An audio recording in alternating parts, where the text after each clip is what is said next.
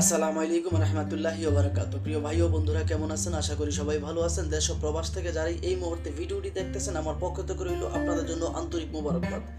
আমি চাই আপনারা সবসময় ভালো থাকেন, যে দেশেই থাকেন না কেন, যে কাজই করেন না কেন, কারণ আপনারা আমার প্রিয় প্রবাসী ভাই। আপনাদের জন্য সবসময় আল্লাহ তাআলার কাছে মন ভরে দোয়া করি যেন আপনাদেরকে আল্লাহ তাআলা সকল ক্ষেত্রে আপনাদেরকে ভালো রাখে, সুস্থ রাখে।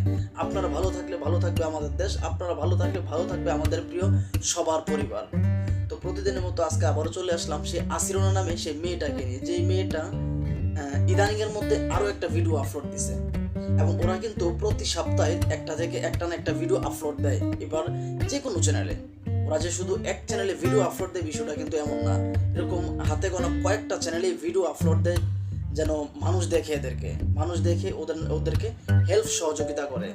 আর প্রতিটা ভিডিওতে এই মেয়েগুলো বলে যে আসলে এই মেয়েটা, বিশেষ করে প্রত্যেকটা মেয়েই বলে, তবে এই মেয়েটার কথাটাই আমি বলি। এই মেয়েটা বলে সে অবিবাহিত, কিন্তু আমি যদি বলি সে বিবাহিত এবং তার 4 থেকে 5টা বিয়ে হয়েছে।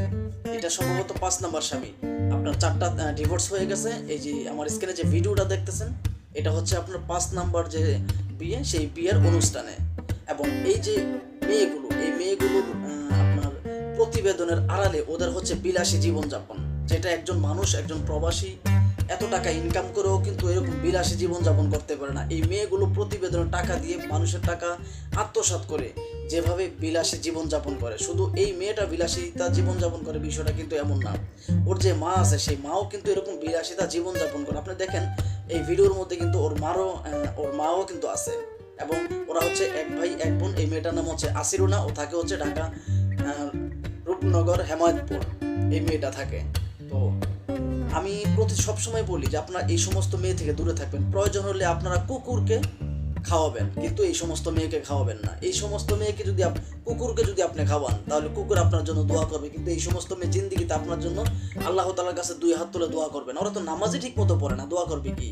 আর এই সমস্ত মেয়েগুলো ওরা সবসময় এই যে আসিরুনা এবং আসিরুনার মা, ওরা কিন্তু একসাথেই থাকে। ইভেন্ট এদের ঘরে সবসময় ছেলেদের আনাগোনা থাকে। ওরা এক ভাই এক বোন, ওদের ঘরে সবসময় ছেলেদের আনাগোনা থাকে। এবং এই মেয়েটা রাত্র 12টার পর থেকে সবসময় অনলাইনে থাকে, এবং এই মেয়েটা সবসময় অনলাইনের মধ্যে ব্যস্ত থাকে। আপনি চাইলে ওর সাথে কথা বলতে পারবেন না। তার কারণ হচ্ছে প্রবাসী যে ভাইয়েরা আছে তাদেরকে ধোঁকা দেওয়ার জন্য, কিভাবে ধোঁকা দেওয়া যায় সেই ধোঁকা দেওয়ার জন্য যত ধরনের কথা আছে, যে সেটা ফিজিক্যালি হোক এবং ভার্চুয়ালি হোক, যেভাবে হোক, একটা প্রবাসীর মন গলাইতে বা একটা ছেলের মন গলাইতে যতটুকু কথা বলা প্রয়োজন হয় ঠিক ততটুকু কথাই বলে। এবং সেই মেয়েগুলো অনলাইনের মাধ্যমে কিন্তু বিয়ে বসতে চায়, যাতে প্রবাসীদেরকে খুব সহজে দেউলিয়া করা যায়।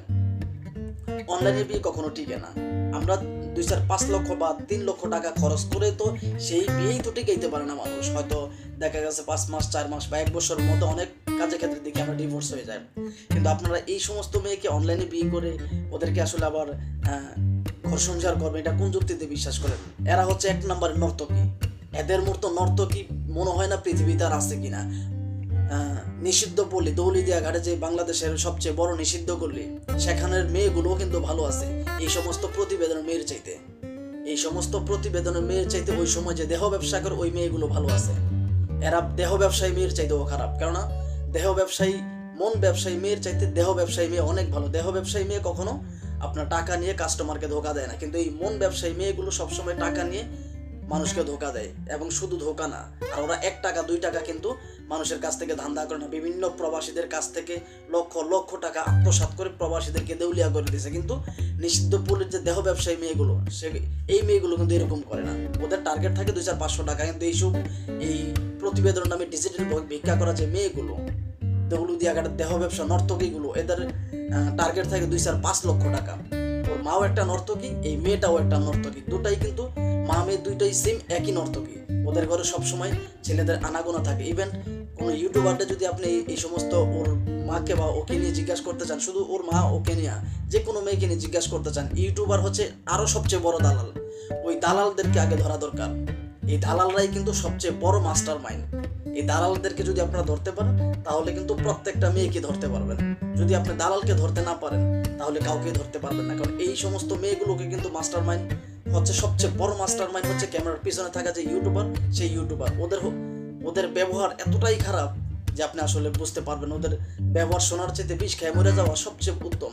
এবং এই যে আসিলুনা, এই আসিলুনার মা, ওদের ব্যবহার এতটাই খারাপ যে আসলে ওদের কথাবার্তা শুনলে মনে হয় যে আসলে শুধু এক যোগ নয়, দুই যোগ নয়, কয়েকশো যোগ নিষিদ্ধ গল্লিতে থেকে সেখান থেকে প্র্যাকটিস করে তারপর মানুষের সাথে বাজে বিহেভ করে।